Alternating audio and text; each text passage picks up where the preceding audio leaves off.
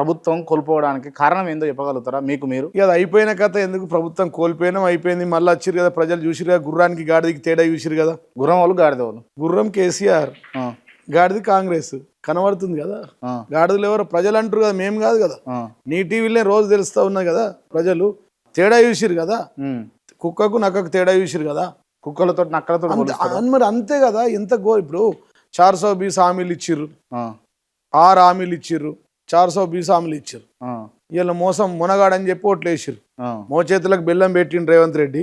వీడు మహా మొనగాడు, ఏదో ఏకుతాడు పీకుతాడు అని చెప్పేసి ఓట్లేసి గెలిపించారు. నెల తిరగక ముందు నుంచే చాలా అయిపోయింది. 2.5 ఏళ్ళ పూర్తి మోసగాడని ముద్ర పడిపోయింది. మీరు మీ హయాంలో మోసాలు చేయలేదా? ఇప్పుడు మేమేమంటామంటే, మేము మోసాలు చేసినామా ఏం చేసినామా ప్రజలు చూసిర్రు. 24 గంటల కరెంటు రైతులకు కేసీఆర్ ఇచ్చిండు, రైతుకు రైతు బంధు ఇచ్చిండు. ఒక్క రైతుల విషయమే చెప్తా. రైతులు చనిపోతే రైతు బీమా ఇచ్చిండు. రైతులు కళ్ళాలకు తీసుకుపోయి 7,772 కొనుగోలు కేంద్రాలు పెట్టి చివరి గింజ వరకు కొన్నాం. ఏ రోజు లాకలు రానియలేం, లారీల కొదువ లేకుండే, గోనె సంచల కొదువ లేకుండే. రైతులు వద్దన్నమంతా కరెంట్ ఇచ్చినాం. ఆ రోజు చెప్పి నేను 3 గంటల కరెంట్ ఏరిపోతా అన్నాడు. ఇవాళ 24 గంటల కరెంట్ ఇస్తలేడు, ఇయ్యలేకపోతాడు. 11 గంటలు 7 గంటలకు కథం అయిపోతుంది. రైతు బంధు ఇచ్చిన ఈ దేశంలో ఎవరైనా ఒక వ్యక్తిని అంటే ఆయన ఒకే ఒక్కడు, తెలంగాణ తొలి ముఖ్యమంత్రి కేసీఆర్. రైతులను రాజుగా చేసిండు. కేసీఆర్ చెప్పిండు ఉద్యమ సమయంలో, ఎద్దేడిసిన వ్యవసాయం బాగుపడదు, రైతేడిసిన రాజ్యం బాగుపడ అన్నాడు. అదే విధంగా రైతులను ఆదుకున్నాడు.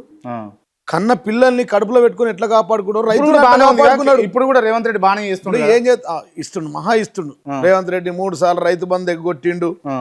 ఆర్మూర్ వచ్చిండు, సిద్ధులగుట్ట మీద కొట్టేసిండు, బాసర పోయిండు, బాసర అమ్మవారి మీద కొట్టేసిండు, యాదగిరిగుట్ట పోయిండు, యాదగిరిగుట్ట మీద కొట్టేసిండు. రైతు బంధు దసరా లోపల ఇస్తాడు. 3 దసరాలు వాయ, మళ్ళా దసరా వస్తుంది. 3 రైతు బంధులు పెండింగ్ ఉన్నాయి. వేసిన వాళ్ళ దాంట్లో 40% మందికే వేసిండు, 1 ఎకరం వాళ్ళకే వేసిండు. అదే విధంగా ఇయ్యాల రైతు బంధు రాకపోయా.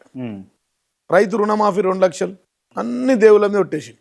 మొత్తం 10 జిల్లాలు తిరిగి ఆదిలాబాద్ నుంచి పడితే యాదగిరిగుట్ట దాకా, ఆర్మూర్ సిద్ధులగుట్ట నుంచి యాదగిరిగుట్ట దాకా నరసింహస్వామి మీద కొట్టేసి ఇస్తాడు. ఇచ్చిండు 2 లక్షలు క్రాంతి ఇచ్చిండు. రుణమాఫీలు అయినాయి కదా, రుణమాఫీ కాలేదు. అదే చెప్తున్నా, రుణమాఫీలు అందరికి వేయలేదు కానీ చేసిండు.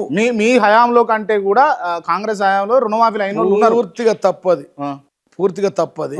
మేము దగ్గర ఈ రాష్ట్ర సంక్షేమం కోసం, రైతుల సంక్షేమం కోసం 6 నుంచి 8 లక్షల కోట్ల రూపాయలు ఖర్చు పెట్టినాం. అసలు రైతులకు ఎన్ని ఇచ్చినామయ్యా? అసలు రైతు బంధు ఇవ్వని మేము వాళ్ళ లెక్క హామీలు ఇచ్చినామా? 420 వాళ్ళ లెక్క 6 హామీలు ఇచ్చినామా? 420 ఏందన్నా? 420 హామీలు చెప్పిరా? 420 మా దగ్గర ఉంది కదా, అలా ఏదైతే వాళ్ళ మేనిఫెస్టో ఉందో 420 హామీలు ఇచ్చిరు. దాంట్లో 420 హామీలు బుక్ కూడా ఉంది. దాంట్లో బుక్ ఒకసారి నీకు కావాలంటే చూపిస్తా, పంపియ్యా. కాంగ్రెస్ మేనిఫెస్టో తీసుకురా బాబు, కాంగ్రెస్ మేనిఫెస్టో చూపిస్తా. కాంగ్రెస్ మేనిఫెస్టో నీకు పేజీలతో సహా చూస్తా. 420 హామీలు. నీకు ఇంటర్వ్యూలో టైం ఉందంటే ఇస్తా. ఇక వాళ్ళతో గాడిదిని గుర్రాన్ని ఒక్కదాటిపై తీసుకొస్తే ఎట్లా? రైతులకు దేవుళ్ళలాగా రైతులను రాజీ చేసిన కేసీఆర్ ఎందుకు ఓడిపోయింది చెప్పంటారు మీరు? గెలిపోవడం ప్రజాస్వామ్యంలో మీరు ఎందుకు ఓడిపోయారు? వినాలే. గెలిపోవటంలో సహజం. రాజకీయాల్లో శాశ్వతంగా గెలుచుడు, శాశ్వతంగా ఓడు ఉండయి. ఇందిరాగాంధీ నుంచి తీసుకోండి చరిత్ర, ఎన్టీ రామారావు నుంచి తీసుకో. ఒక పెద్ద హిట్ కొట్టిన మాస్టర్ గా ఎన్టీ రామారావు గారు, ఆయనే స్వయంగా ఓడిపోయింది. ఈ దేశ ప్రధాని ఇందిరాగాంధీ ఓడిపోయింది. అదంతెందుకు, ఇప్పుడు మొన్న మమతా బెనర్జీ ఓడిపోలేదా? పశ్చిమ బెంగాల్లో, తమిళనాడులో స్టాలిన్ ఓడిపోలేడా? అంటే చాలా మంది ఓటమి గెలుపులు ఉంటాయి. ఓడిపోయినంత మాత్రం గెలిస్తే అధికారంలో ఉండి పనులు చేస్తాం, ఓడితే ప్రతిపక్షంలో ఉండి కొట్లాడతాం.